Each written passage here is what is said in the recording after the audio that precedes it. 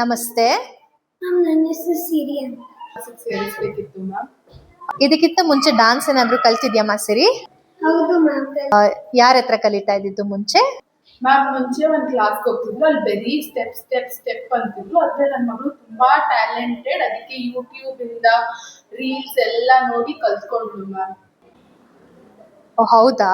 ಹೌದು ma'am. Dance ಕ್ಲಾಸಿಗೆ ಹೋಗ್ತಿದ್ದೆ ಅಂತ ಹೇಳ್ದೆ ಅಲ್ವಾ ಸಿರಿ? ಅಲ್ಲಿ ಏನಾದ್ರು ಸ್ಟೆಪ್ಸು ಅಡವೂಸ್ ಈ ತರ ಏನಾದ್ರು ಕಲ್ತಿದ್ಯಾ? ಕಲ್ತಿದ್ದೀನಿ. ಏನೇನಾಗಿತ್ತು ನಿನಗೆ ಅಡವೂಸ್ಗಳಲ್ಲಿ, ನೆನಪಿದ್ಯಾ ನಿನಗೆ? ನಂಗೆ ಅಡವೂಸ್ ನೆನಪಿಲ್ಲ, ಬಟ್ ಡ್ಯಾನ್ಸ್ ನೆನಪಿದೆ ಮ್ಯಾಮ್. ಹೌದಾ? ಮ್ಯಾಮ್ ತುಂಬಾ ಕಡೆ ಇವಳು ಪ್ರೋಗ್ರಾಮ್ ಎಲ್ಲ ಕೊಟ್ಟಿದ್ದಾಳೆ, ಸೋಲೋ ಮಾಡಿದ್ದಾಳೆ, ವರ್ಲ್ಡ್ ಅಲ್ಲಿ ಎಲ್ಲೆಲ್ಲೋ ಮಾಡಿದ್ದಾಳೆ, ಅವಾರ್ಡ್ಸ್ ಎಲ್ಲ ಬಂದಿದೆ. 1500 ಸೋಲೋ ಡಾನ್ಸಸ್ ಮಾಡಿದ್ದಾಳೆ ಮ್ಯಾಮ್ ನನ್ನ ಮಗಳು.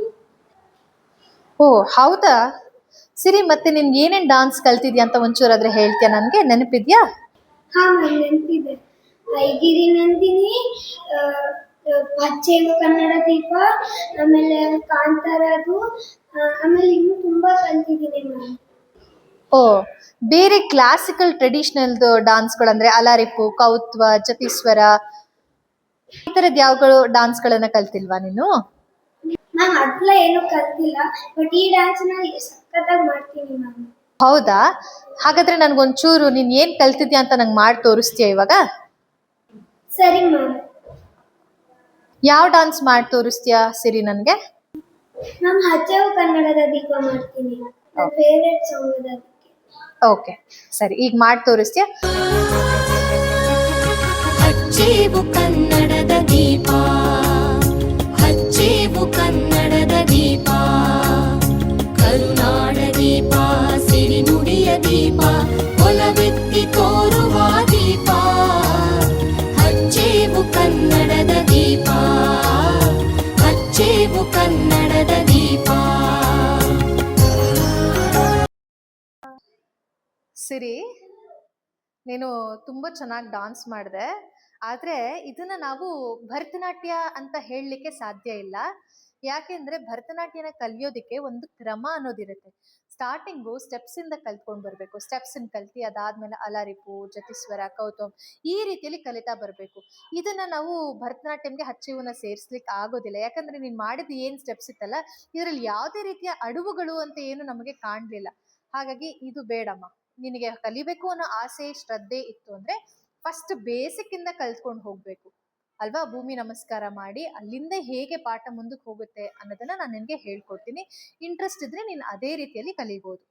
ಮ್ಯಾಮ್, ಅದೇ ನಿಮ್ ಮಗಳು ಏನ್ ಡಾನ್ಸ್ ಮಾಡಿದ್ಲು ಅಲ್ಲ, ಅದನ್ನ ನಾವು ಭರತನಾಟ್ಯ ಅಂತ ಹೇಳಿ ಕಲೀಲಿಕ್ಕೆ ಸಾಧ್ಯ ಇಲ್ಲ. ಯಾಕಂದ್ರೆ ಭರತನಾಟ್ಯದಲ್ಲಿ ಆ ಒಂದು ಶಾಸ್ತ್ರೀಯತೆ ಇರುತ್ತೆ. ನಿಮ್ ಮಗಳು ಮಾಡಿದಂತಹ ಡಾನ್ಸ್ ನಲ್ಲಿ ತಪ್ಪು ತಿಳ್ಕೊಳ್ಬೇಡಿ, ಅದರಲ್ಲಿ ಯಾವುದೇ ರೀತಿಯಿಂದ ಶಾಸ್ತ್ರೀಯತೆಯನ್ನ ನಾನು ಅಲ್ಲಿ ನೋಡ್ಲಿಕ್ಕೆ ಸಾಧ್ಯ ಆಗ್ಲಿಲ್ಲ. ಹಾಗಾಗಿ ನಾನು ನಿಮ್ಗೆ ಏನ್ ಹೇಳ್ತೀನಿ ಅಂತಂದ್ರೆ, ಭರತನಾಟ್ಯ ಅನ್ನೋದು ಒಂದು ಶಾಸ್ತ್ರೀಯ ನೃತ್ಯ ಶೈಲಿಗಳಲ್ಲಿ ಭರತನಾಟ್ಯ ಒಂದು. ಈ ಒಂದು ಭರತನಾಟ್ಯನ ಕಲಿಯೋದಕ್ಕೆ ಸತತವಾಗಿ ವರ್ಷಾನುಗಟ್ಲೆಯ ಅಭ್ಯಾಸ ಬೇಕಾಗತ್ತೆ.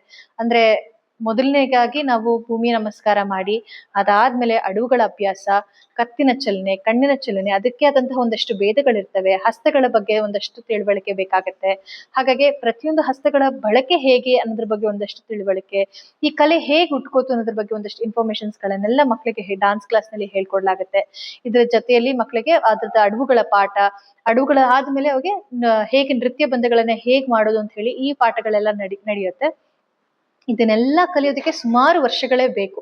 1 ತಿಂಗಳಲ್ಲಿ ಅಥವಾ 2 ವರ್ಷದಲ್ಲಿ ಅಥವಾ ಒಂದು 5 ವರ್ಷದಲ್ಲಿ ಮುಗಿದ್ ಬಿಡುತ್ತಾ ಅಂತಂದ್ರೆ ಖಂಡಿತವಾಗ್ಲೂ ಸಾಧ್ಯ ಇಲ್ಲ.